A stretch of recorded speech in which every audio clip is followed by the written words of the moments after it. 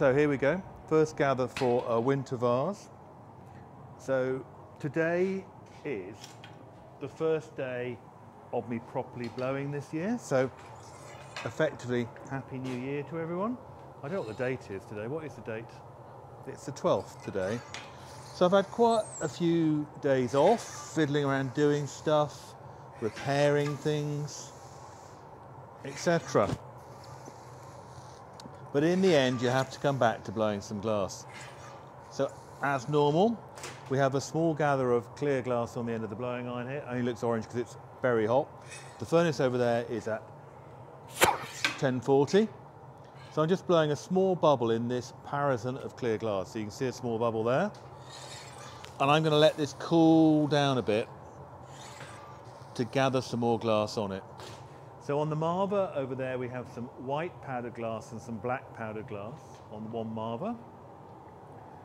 And on the other marver we have a mixture of eggshell or foil in various different colours with K2 Tornado Red chips mixed in with it. So what we're going to do is we are going to gather on this, roll it through the white and the black until I've got the base colours on, and we're going to make, if you bear with it, I'll go and find one.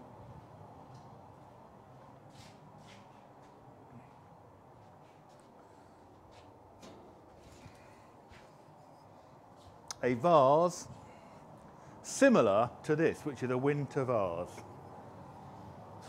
So that's what we're going to try and make. A little bit bigger than that, that's a bit small. So this is now cooled down, so you can see, if you look at this gather now, you can see the colour's gone out of it and it's looking a lot clearer. So I can now gather on top of that.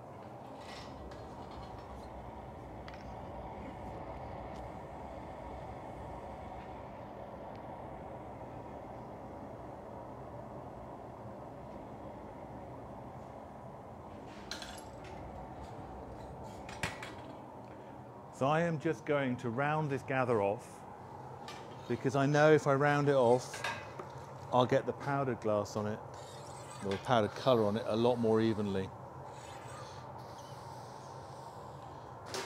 So if you look at it there, you can still see the bubble inside it. So I'm going to heat it up in the glory hole.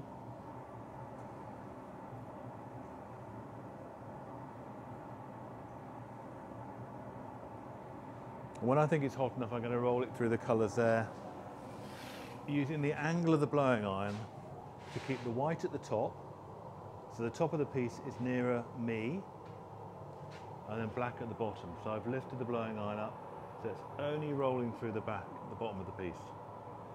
And I go backwards and forwards.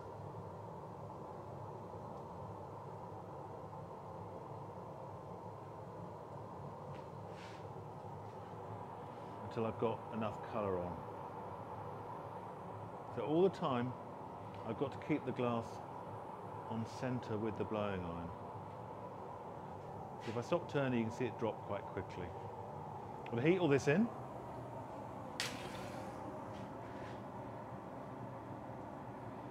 And once it's hot enough, I can roll it through the colour on the other marver to get the pattern on the top. So I'm only going to roll it through the other colour over the white, which gives you the pattern on the top of the piece. So what I've done this time is, as everyone knows me, I get very bored very easily. I've added a few different colours to the eggshell to give me a slightly more abstract pattern. So a lot of the ranges I do start off with a very prescribed pattern, and then they evolve and change into a slightly more abstract situation. So you can see I've got all the colour stuck on the top with no eggshell on the top of the black. Back here, heat it all up. And hopefully I've got a little space on my marver over there where I can just roll all the colour in a little bit more and keep it all on centre.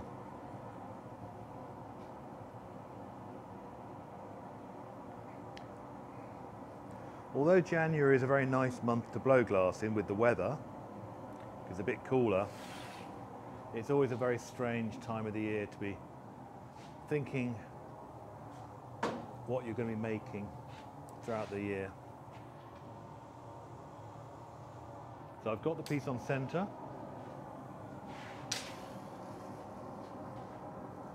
back to the glory hole.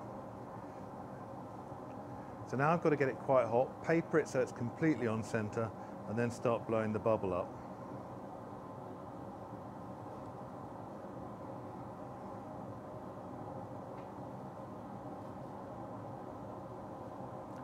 So I've now got it hot enough. So I'm holding the glass up in the air. I don't want it to get any longer. Back to my chair.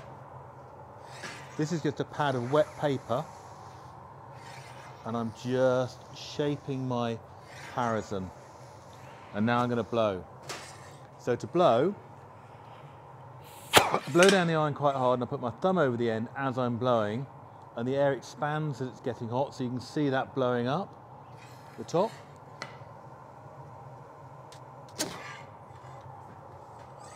Now, because I've got colour on the outside of it, experience tells me roughly where the bubble is, but you can't see. So I'm going to heat the whole thing in. What I'm going to do is, if you imagine where the glass is thinner, which is at the top where the bubble is, it'll heat up quicker because it's thinner than the glass at the bottom.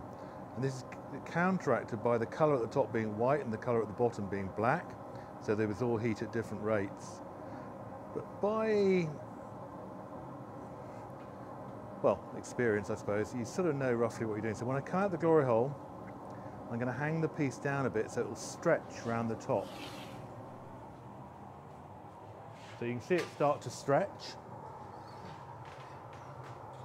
I'm going to paper the bottom and then blow it a little bit.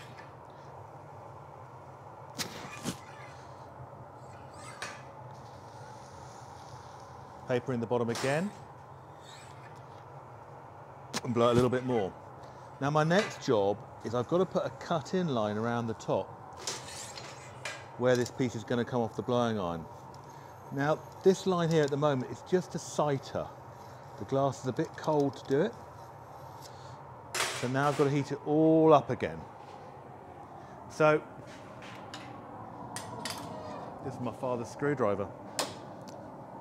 He'd be turning in his grave if he knew what I was using it for. Actually, he probably wouldn't be. Probably be quite happy. So now I've got the whole thing hot, and I'm going to let it stretch again from the top.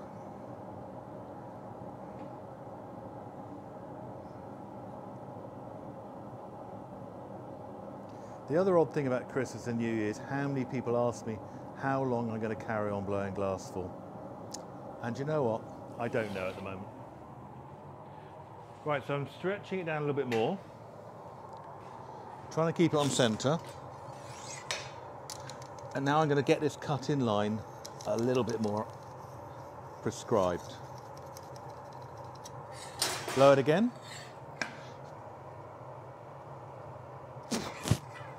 So now what I'm going to do is I'm going to only heat the piece halfway up so I can stretch the bottom half of the piece to make the vase. So our aim is to put videos, link videos to the website of all the pieces we're making. So if there's anything you particularly want us to make that you can watch us making, please email us and we'll try and put a video up of that particular thing.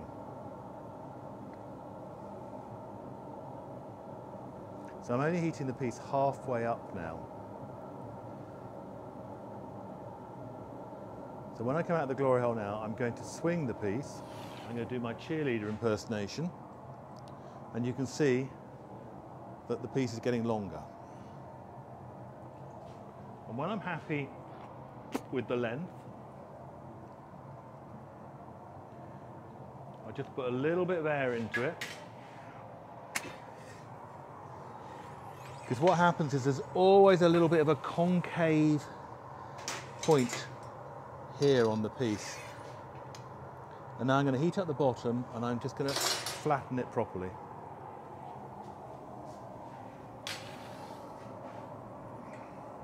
So you get to a point where the top bit of the vase you're going to alter when it's on the punching iron, but the bottom half of the vase is finished. So I'm just heating the whole thing up. Don't want to get it too hot. Blow it a little bit to give it a little bit of tension. Make sure I've got a really nice curve. And make sure the base of it is as flat as it can be. We grind all our pieces after we finish making them just to make sure they'll stand up perfectly. So what I'm going to do is I'm just going to put a slight chalk circle around the bottom. So when I'm punching these, I can see where the middle is.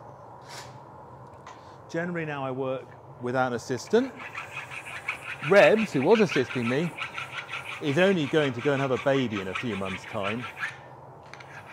So it's not very helpful as a glass assistant, but we wish her the best.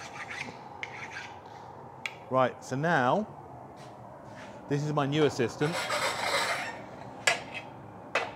So the line I cut in around the top, it'll knock off around that line. Then I've got to grab a punty iron from over here.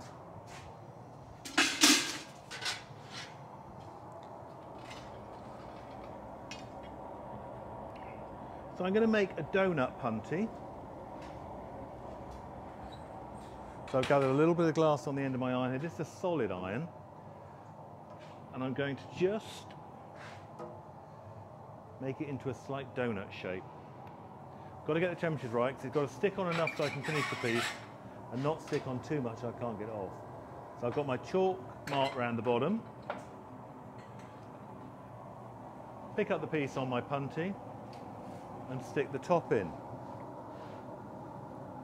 So what you try and do is you make a circle on the bottom that is the same diameter as the punty you make, and it makes it a lot easier to get it in the middle.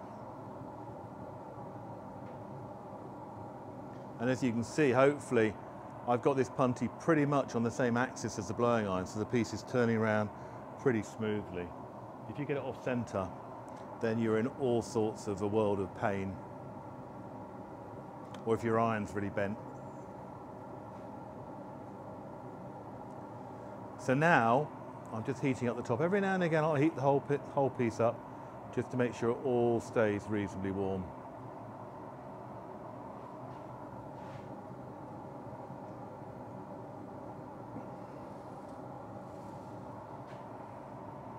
There's lots and lots of processes just in a simple vase like this. They all have to be roughly right.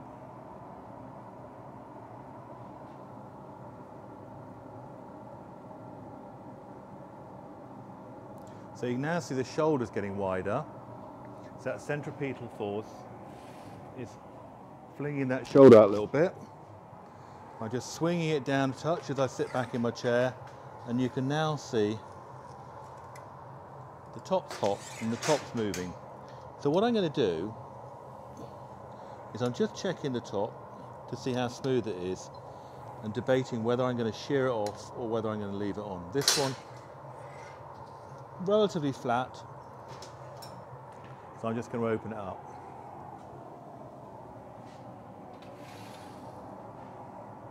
And for those of you who fast forwarded to this point, we're nearly over now. It's nearly done.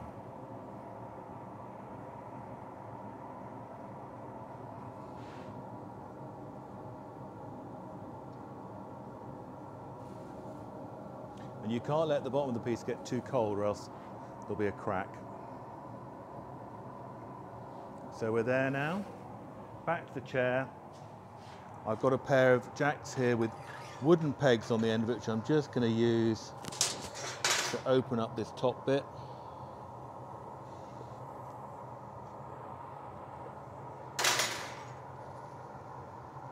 And I'm going to have to reheat this once more. It's not quite out as far as I want it to be. What I'm trying to do is not get it too hot, because when you get it too hot, it loses any stability it's got. So I'd rather do it a little bit cold. Just keeps the glass a bit tenser. So I was only a little bit off on the temperatures. So what I'm doing is I'm just checking this outside line. So what I want is that to be a very nice line. So there's the piece finished. So that's now got to knock off this iron and go away into the annealer to cool down slowly. So we go over here. where we have a knife that's just going. I'm just going to go around the punty.